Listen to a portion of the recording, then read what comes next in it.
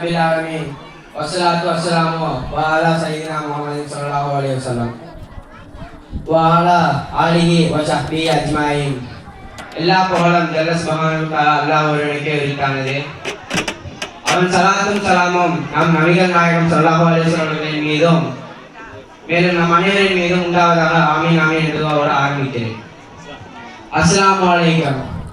இங்கே நான் எடுத்துக்கொண்ட தலைப்பே இமாம்கள் இல்லை என்றால், உலகில் விஞ்ஞானிகள் இல்லை என்றால் என்ன இழப்பு ஏற்படுமோ அதை விட இழப்பு இமாம்கள் இல்லை என்றால் மார்க்கத்திற்கு ஏற்படும். இமாம்கள் இஸ்லாமிய மார்க்கத்தின் விஞ்ஞானிகள். சமயத்தை அதன் மூலம் ஆராய்ந்து நுணுக்கி இஸ்லாமிய சட்டங்களிலும் ஆய்வு கடலில் மூழ்கி முத்தெடுத்த பேரறிஞர்கள் ஆவார்கள்.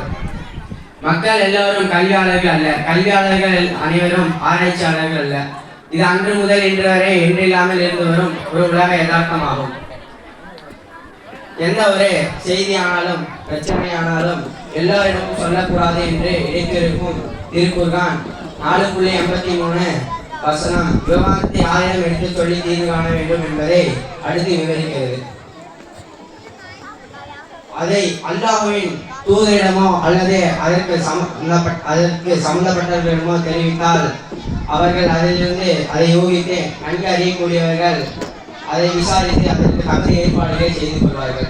இந்த வசனத்தின் மூலம் நாம் தெரிந்து கொள்வது என்னவென்றால்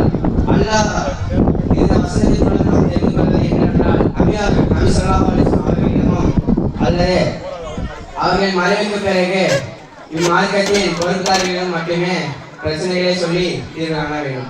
பொறுப்புதாரிகள் என்பது 2 வகைப்படும். ஒன்று அதிகாரமுள்ள ஆட்சியாளர்கள், மற்றொன்று அதிகாரமுள்ள அறிஞர்கள்.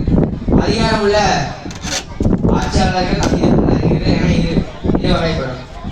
இவருக்கு அல்லாத தகுதி இல்லாதவர்களிடம் பிரச்சனையை சொல்லி நாம் தீர்வு காணக்கூடாது. எல்லா ஆட்சியாளர்களும் அறிஞர்களிடமும் தீர்வு கிடைத்து விடுமா என்று கேட்டால் இல்லை. நம் பிரச்சனை ஆராயும் அறிவுபடுத்த அவர்களை மட்டுமே பிரச்சனையை சொல்லி தீர்வு காண வேண்டும்.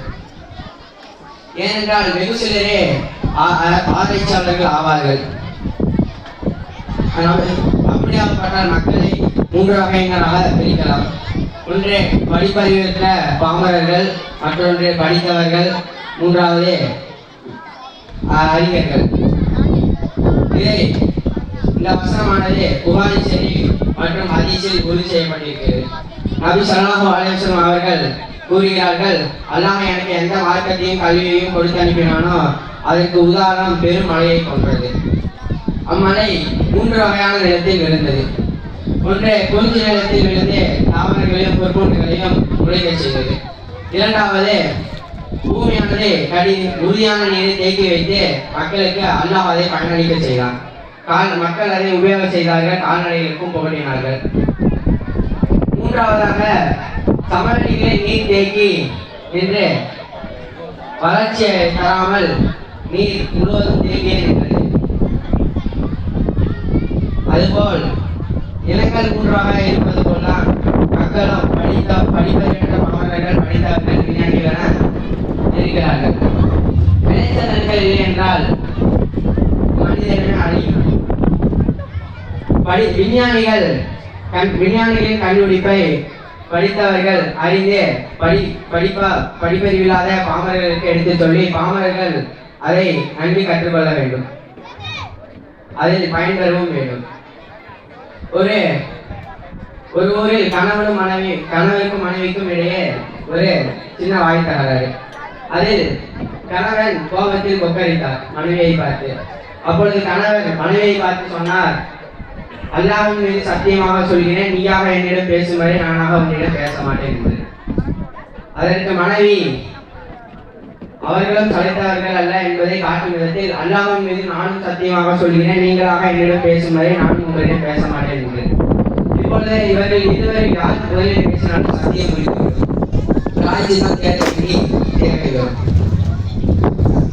இந்த வசதி இல்லாத தம்பதியினர் இருவரும் என்ன செய்வது என்று தெரியாமல் விழிபிதுங்கி என்றனர். அப்பொழுது இதை பற்றி ஹஜ்ரத் சுஃபியான் ஸௌரி ரஹ்மத்துல்லாஹி அவர்களிடம் கேட்டபோது அவர்கள் கூறினார்கள், இவர்கள் இருவரில் யார் முதலில் பேசினாலும் சத்தியம் புரிந்துவிடும், பிரச்சனைக்கு பிராயச்சித்தம் தேட வேண்டியது என்று கூறினார். ஆனால் இமாம் அபூ ஹனீஃபா ரஹ்மத்துல்லாஹி அவர்களிடம் கேட்டபோது அவர்கள் கூறினார்கள், கணவரை முதலில் பேச சொல்லுங்கள், சத்தியம் முடியாது, பிராய்ச்சித்தம் தேட தேவையில்லை. ஏனெனில் கணவர் தான் முதலில் சத்தியம் செய்தார்கள். கணவர்களை பார்த்துதான் மனைவி சத்தியம் செய்தார். இதன் காரணமாக நான் சொன்னதை செய்யுங்கள், எந்த பிரச்சனையும் இல்லை என்று தீர்ப்பளித்தார்கள். அல்லாத இது மாதிரியான நுணுக்கமான அறிவுகளை முகாக்களுக்கு வழங்கியுள்ளார். அஸ்ஸலாமு அலைக்கும்.